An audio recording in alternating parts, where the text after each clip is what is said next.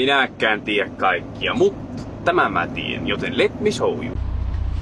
Näitten auton lavassa olevien reikien ja kärryn keulassa olevien ohojaritappien avulla peruutetaan tämä kärry ja auto yhteen, jolloin tuolla oleva hydraulimoottori pyörittää tätä koplinkipyörää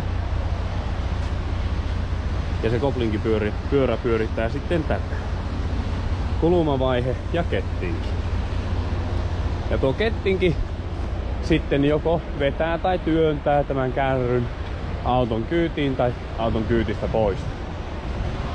Siinä on kärryn laatikon etulukko,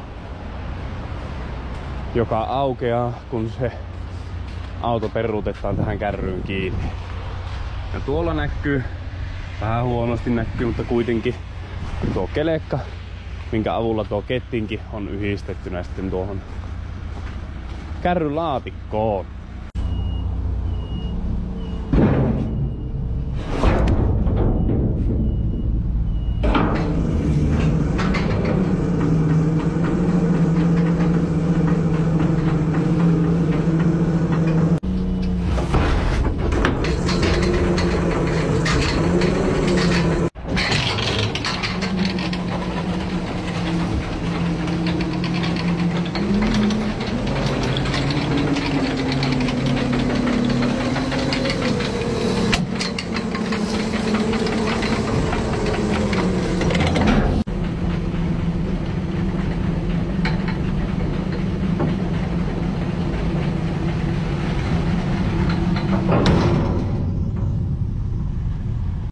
En tiedä, liekkö tuosta ottaa pirukkaa selvää, mutta suurin piirtein nuin se pello.